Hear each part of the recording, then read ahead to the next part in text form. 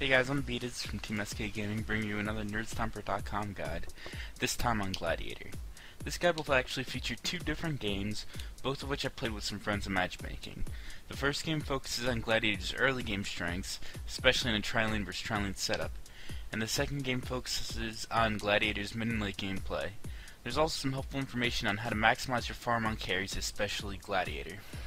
Before jumping into the game, I'd like to first go over some of the basics. Gladiator is a melee carry that is typically run in tri-lane strategies because of how dominant he can be in a tri-lane. He's a little weaker in dual lane setups because oftentimes you just don't have the damage early game to set up some kills. Gladiator's early game items can vary, and in this game I'd say to go with a fast blood chalice, ignoring the shield that you'll need for HoN the Black Legion until much later on, because we were playing as a very active tri-lane, which you'll see shortly. Typically though, the starting items are a set of Runes of Blight, a health potion, a shield, and 2 mana totems. Late game, Gladiator has the potential to one-shot or at least severely weaken teams with 1 critical strike on a whip attack, although it's not guaranteed, which is part of what makes Gladiator a skill-based hero that's hard to use properly. During the first part of the guide, you'll see a few places you can use fog on your enemies while casting your pitfall to make sure it lands and they don't see it coming. Make sure you pay attention to them so you can use the same spots in your own games. Late game, Gladiator revolves around either using him as a counter initiator or initiating with him during their push to make sure that you can land the best ultimate and as well as pitfalls possible.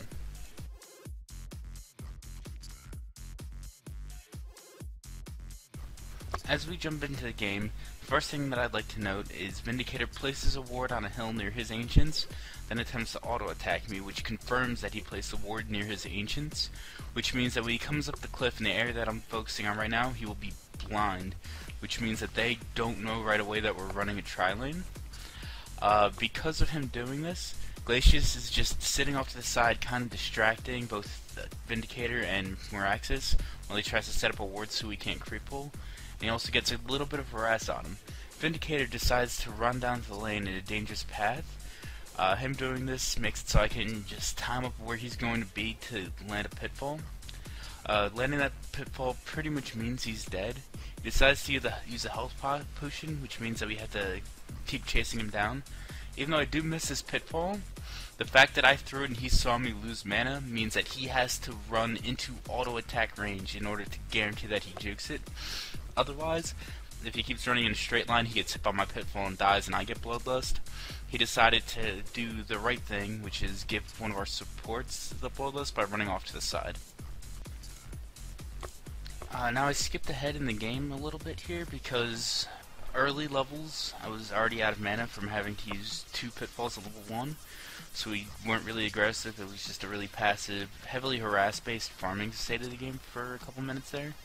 Once I get my blood chalice, I use it immediately, then pop a health potion, so the blood chalice cooldown will be as short as possible, which is something that you want to do anytime you're low on health and you're going to use a health potion anyway, just so your blood chalice is up that 10 seconds faster while your health potion is ticking. And sometimes you'll take yourself below 150 HP with a, or if you start below 150 HP with a blood chalice, it only takes you down to 1. It's non-lethal damage, so you'll get even more use out of it and lose less health. And on that kill right there, they thought I was low on mana. They didn't realize that I bought a blood chalice. So sitting at the shop regenning up, ignoring any farm and lane or even experience, they didn't see that I was casting a pitfall on them. I ended up catching 2 heroes, and our support was able to pick off one of them along with my flagellation. Then we get back into some more laning phase. At this point, I'm just watching what Vindicator is doing because he's the squishiest hero on their team. I'm trying to time his movements to land a pitfall on him, as well as we're waiting on the chicken to bring regen to both myself and Defiler and a ward for Glacius to place in the lane. While I'm timing Vindicator, I think we've got good timing on him to land a pitfall. I'm actually off by about half a second there, which made the pitfall miss. Our Defiler gets in a little bit of trouble. I run up, I block their melee from following up onto him and allows him to escape. The hardest part about playing Gladiator is actually landing his pitfall, both in early game and late game. I tried to do it by timing when Vindicator would attack a creep and how he was moving previously, and it ended up not working out for me because, as you saw, I was a little bit off. That time their Miraxis actually disconnected or lagged out or something, so he just died to a wave from Defiler, and my pitfall attempt was to try to catch him running away. He actually wasn't running away though because he lagged out. Then, as you saw there, I ran down the ramp into the river a little bit while staying at around max range for my pitfall cast. I got out of line of sight once again before I cast pitfall. Vindicator wasn't expecting it to be coming because I was out of line of sight when I casted it, and I was able to time him properly, and our supports once again took him down. Another thing I'd like to note about this specific tri-lane is that Defiler technically isn't a support, even though I've been labeling him as such. And we're doing some split creeping this game, and he gets some creep kills, I get some, which enables me to sit out of lane when I have mana and I'm able to cast pitfalls and just work on timing the opponents to the best of my ability. Right here, the Miraxis actually comes up way too far. I see that our Glacius has enough mana to get a freeze off, and that pitfall landing came to just good communication between myself and Glacius. I've played with the Glacius player before, and she's really quick at reacting to when I say to use a spell, or also knows that when I cast pitfall to just freeze them right on top of it. Once again here I got behind some trees out of their creep's vision, and it allowed me to once again cast a pitfall from fog. The only times that I'm not going to be casting pitfalls from fog early game is when I've got a stun or a Glacius freeze in this example to lead for me. Or not to lead for me, but since Glacius' freeze doesn't last for 2 seconds, which is a combined cast time plus delay on pitfall, to be able to cast it on top of my pitfall and make sure it hits, is from out of fog. And that time the trees do give a little bit of fog that you can hide in for enough time to cast a pitfall and then run at them. And to follow up on that kill, to get the little extra damage out, I used flagellation on the creeps, which does have an AoE range attached to it, and it allowed us to get enough damage out onto Vindicator to kill him once again. Another thing I'd like to note right here is that for one, I'm setting up a bait onto Defiler by sitting in another fog place. You know, it looks like you would think that they would see me by walking past. They actually do not. As they're engaging on Defiler before he gets stunned, he's able to get a silence off. Then he leads them onto my pitfall, and we're able to land the pit to get them low. Then he decides to bait them into him even further by playing on extremely low HP, knowing he has power supply charges. As they continue to chase, the Blacksmith has to go around and the Miraxis has to try to leave. They end up bumping into each other and blocking each other on top of my pitfall, which allows both of them to get hit and us to get a double kill. Another thing that I like to note here, though, is a trick that you can use at any level of play. I've been I just gave Defiler my Ring of Health, and he's also been sitting at the side shop for a good portion of the lane when he's not killing creeps. And he's been buying scarabs for mana regen or Rings of Health for health regen, and not using his money. He buys them, then resells them, because you have 15 seconds where you can use the regen and sell the item back for full gold. So he's been doing that repeatedly just to keep his health and mana as high as possible in the laning phase. Since the game moves into another dull state, I'd like to go over the item progression as well as skill build for Gladiator. Typically, you're going to be skilling your flagellation ability, or the whip attack, first, because you gain the benefit of having extra range on the whip, as well as more damage and a lower cooldown. So in a tri-lane setup such as this, you're going to be getting a lot more harassment damage out onto the team by skilling your whip up first. At level 1, as you saw at the first clip of this match, I always get Pitfall first because you can use it to escape or get the bloodless kill, or even put out a lot of harassment if you don't get the kill. As the game progresses, you always get your ultimate at level 6 and skill it at 11 as well as 16. You usually end up getting 2 points in Showdown, so you can get guaranteed pitfalls to land by just using Showdown and then Pitfall as your combo. And you get those at levels 8 and 9 or 9 and 10 depending on your preference. In this game, as well as next game, I don't actually do that. I like to max Pitfall first to max out the damage, as well as slow afterwards, because I'm very confident in my Gladiator play and being able to land these pitfalls. Right here, we've got a gang coming in from our Soul Reaper. I try to time a pitfall properly, however, I'm unable to do so. Then I run up into a fog spot. They actually see me run in here, and even though they see me run in, they don't know exactly where I am. So I just queue up the pitfall and the ult immediately afterward, which is important.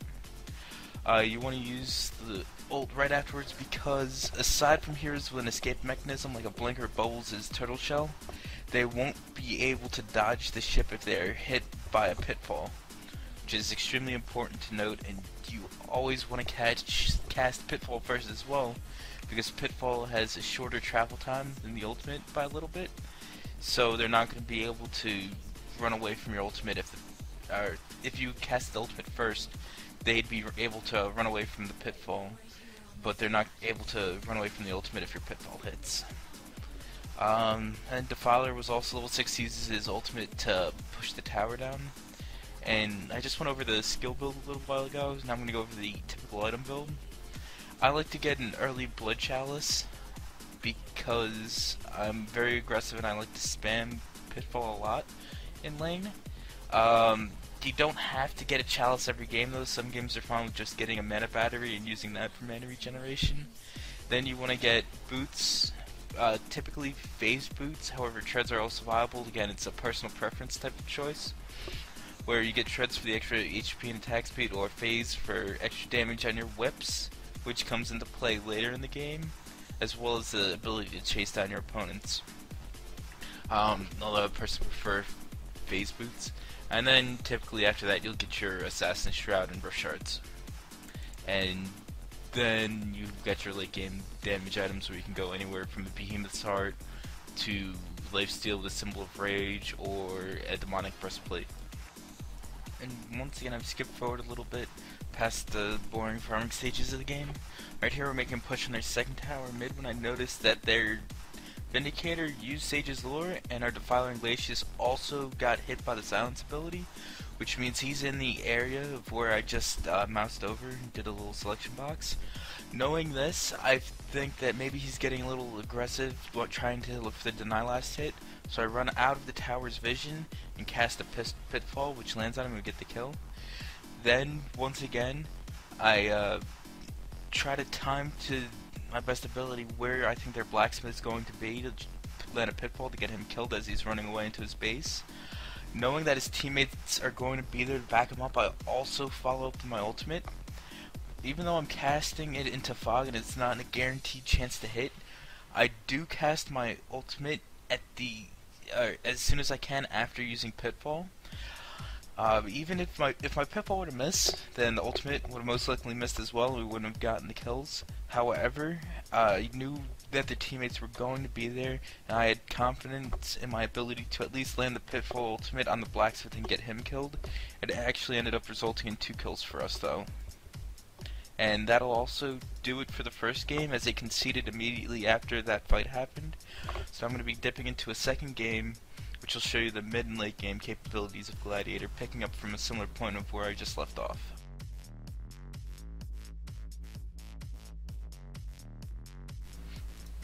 The first thing I want to show you in the second game is actually a little bit earlier as far as where we are in the game. It's the easiest timing to use a pitfall and ultimate that you could have, and shows that Gladiator can kill heroes by himself. This electrician went to last hit a creep, timed it so as he's hitting the creep, my pitfall will hit him, and then consequently he'll also get hit by my ultimate. And I can follow up with a whip as well as another auto attack to finish him off. One important thing to note about Gladiator and other carry heroes that get a fast hum of the Black Legion is that they're extremely tanky in the early game.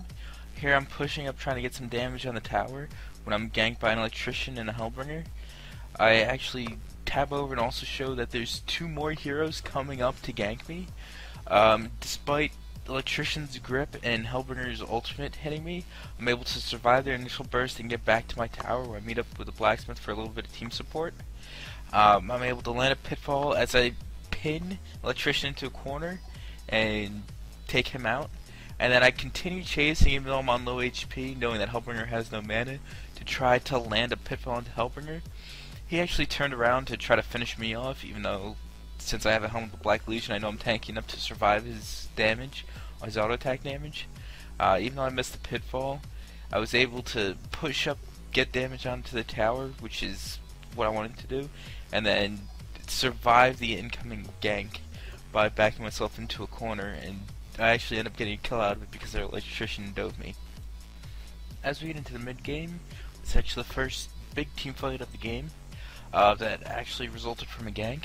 I'm over here trying to get a gank on their Zephyr when I run into their Moon Queen and Hellbringer. Use a standard combo of Showdown and then Pitfall on their Moon Queen, and I followed up with my ultimate. Had Moon Queen not died to Pyro's ultimate, my ult would have actually hit him. Instead, it ends up that their teammates were trying to come in and support Moon Queen. My ultimate actually catches 3 of them. Blacksmith was able to clean up 1 of them, and then we're forced to run away from their whole team except for just ultimated us. And back up again. As they continue chasing, I'll land a pitfall on the slowed Electrician, and at this point I know that I'm definitely dead, so I just get it out as many auto attacks as I can on their Zephyr to weaken him. The big thing in that team fight is that I got my ultimate off and had proper positioning with it. My ult, as it started traveling, gave its buff of reducing the damage you initially take and dealing it back to you in a dot over time to your team, as well as movement speed buff to my team. And it also hit 3 of their heroes. Ult positioning is a really tricky part and something that most people don't think about when they play Gladiator. And getting the buff on your team and also hitting heroes is important to do. Right here we actually TP the top tower to get a defense and try to kill their Zephyr who overextended. At the start of the fight, their Zephyr was already stunned by a Myrmidon, so I actually wasted Showdown, which does come into play a little bit later. Then I used my ultimate as he gets stunned again. This was primarily to get the move speed buff onto our team, because I knew as soon as he gets out of that stun, he's going to be running away after using a gust on us. So I wanted the move speed so we could catch up to him quicker, knowing that it wouldn't hit. Then I tried to get a Shroud crit whip onto their Moon Queen, however he moved out of the way, so I had to chase down and put myself in danger to get the kill on Zephyr. Then, as I see their Electrician moving into position to get a grip on me, I drop a pitfall that actually catches both his grip and Glacius's ultimate, which prevents my own death and allows me to get out of there, away from their Moon Queen who had popped BKB, in a fight that we would have most likely lost. Now the big thing from that fight was using your ultimate intelligently, even though you're not using it for damage. It does have 2 uses, and you have to remember that when you're playing Gladiator, because there are some times where getting the movement speed buff on your team when you're either chasing or escaping is better than getting the damage out onto the opposing heroes. This next team fight is from later in the game, and this is where Gladiator can really start to take over games and even 1v5 a team. As a team fight starts, we're down to a 3v5 because 2 players got ganked. We use our Myrmidon as bait. As they initiate on him, I'm able to use a pitfall and land the pitfall on 3 of them, use my Shroud, going to get a Flagellation crit because of my Rift Shards that I've picked up of 1250 damage, and instantly take out 4 players on their team with just my spells, leaving just their Zephyr with the Aegis. After I kill him, I time a pitfall to hit him as he resurrects from having the Aegis, and then, as you can see here, I got away. Then I TP back to base, and I'm trying to just force him out of our base, not really too worried about killing him, because it's only me, myself, and Slither alive. I actually do make a mistake in using Showdown on him too early while my pitfall's still on cooldown. If I had waited to Showdown him, we could have possibly killed him. It wasn't guaranteed or anything, but you never know, it could have happened, so that was a mistake. So the big thing there was being able to land a pitfall on 3 of them as they were pushing in on our tower, and successfully defend the base. Defending is when it's easiest to hit your spells on Gladiator, because if they're pushing into you, you're already sitting in the back, you're not out in front being the bait, and you're able to time it and line them up properly. The next major team fight that happened was another push after they got a gank on our Pyromancer. This time they were a bit more cautious and spread out. I do my best to throw a pitfall and ultimate from Fog, however they're able to avoid most of the damage, although my ult still did hit 3 players even though one was BKB'd. As I go in, I know that I'm going to be dying here as I'm stuck Hellflowered and in a Moon Queen ultimate as well as Zephyr ultimate. However, I saved up enough gold to be able to buy back. As I buy back, they were actually diving on our supports. I'm able to use my Assassin Shot and get a whip crit onto their Zephyr, which took him out. And then as they were fleeing, I get another whip crit for 1,000 damage this time. And I'm able to take out 2 more players, and I get a showdown and pitfall. I timed correctly onto their Moon Queen to take him out, and once again successfully defend our base, even though they already took out Rax's. They weren't able to continue pushing, and our Pyromancer just rose, so we were able to push back at them a little bit. The reason why I ended up dying there was I had pretty average ultimate and a bad pitfall, and I also neglected to buy a Shrunken Head against a team that was primarily magic damage. If I had a Shrunken Head there, I could have maybe lived and probably gotten a lot more damage out before having to buy back. And that wraps up the gameplay and team fighting for Gladiator. In the next series of clips, because this guide still isn't over yet, I'll be going over how to maximize your farm on Gladiator, and it shows a bunch of helpful tips that you can use whether you're playing on Gladiator or if you're playing any carry at all.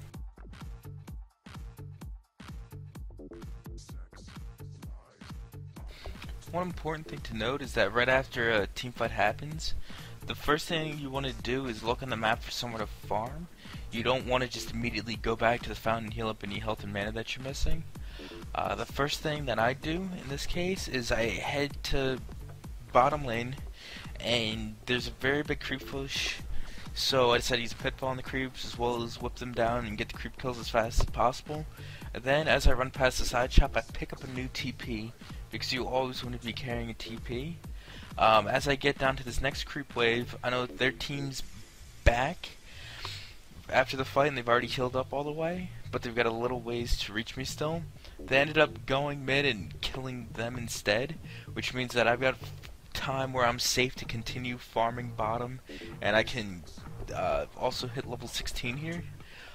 One really important thing to note is that you're pretty safe once you have an Assassin Shroud, as long as you're keeping track of where the opponent team is carrying, if they have any counter wards or if they have Dust of Appearance or Dust of Revelation to find you. Then as they start initiating on us in mid, I TP immediately and use my spells to get into the fight.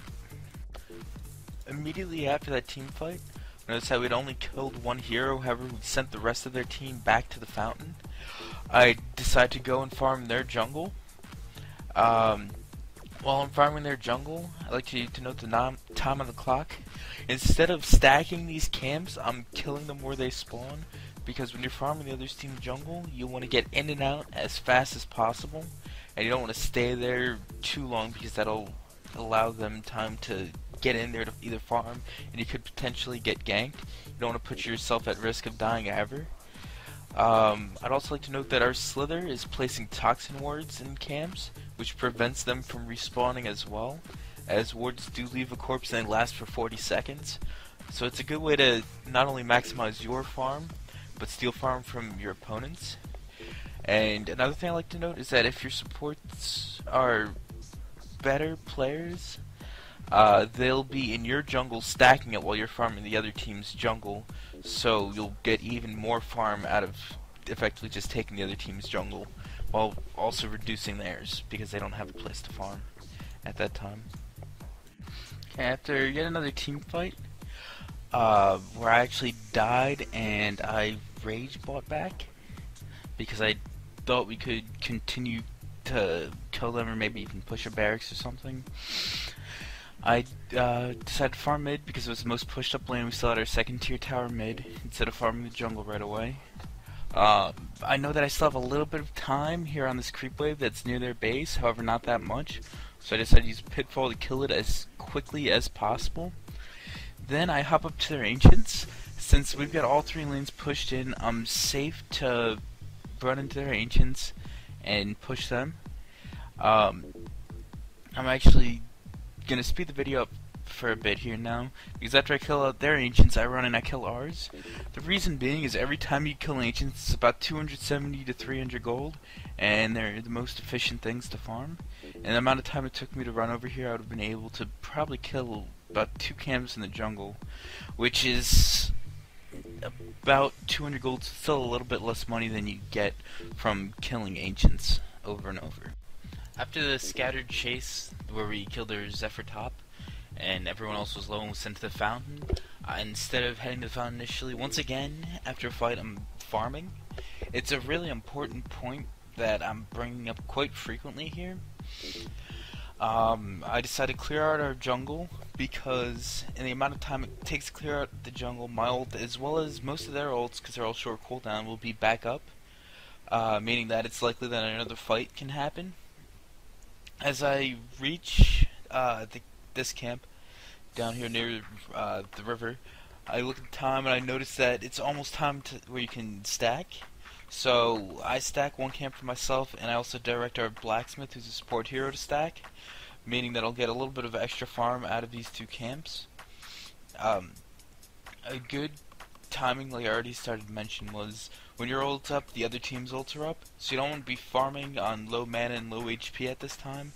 That's around the time where you want to head to the fountain, regen up to full before you continue to farm, because it's a really fine line when it comes to farming too little and too much. You don't always want to be going back to the fountain, but at the same time, you want to be ready in case another fight is going to pop out, and you want to be able to get to that fight.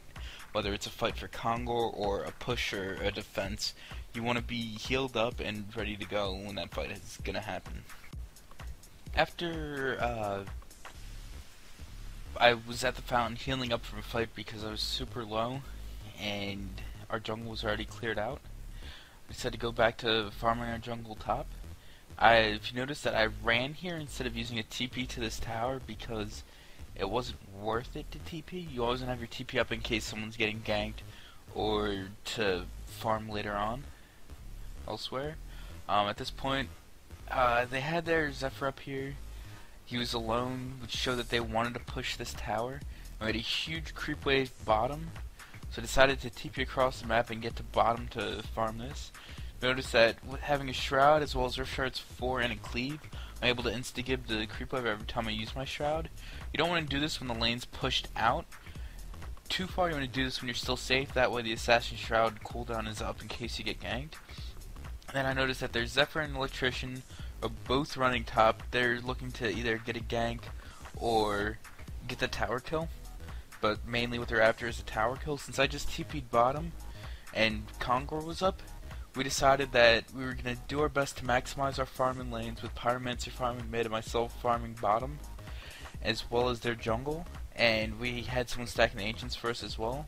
When they start going for a push on top tower, we decided to sacrifice it, take out their jungle creeps, and take out Kongor, because if they're top with the only towers up being their base towers, then they're not going to be able to get there in time to defend a Kongor attempt. So we actually backed out there into Kongor and we were able to take him out without any opposition. And that'll wrap up this video guide. Once again, I'm Bdiz from Team SK Gaming, bringing you a Nerdstomper.com video guide on the hero Gladiator. I hope you enjoyed it, and also be sure to check out Nerdstomper.com for our forums as well as blog articles. I'll also be releasing a major HoN blog soon on the HoN rebalancing patch that's coming out that should make the game a lot more fair and competitive amongst all levels of play.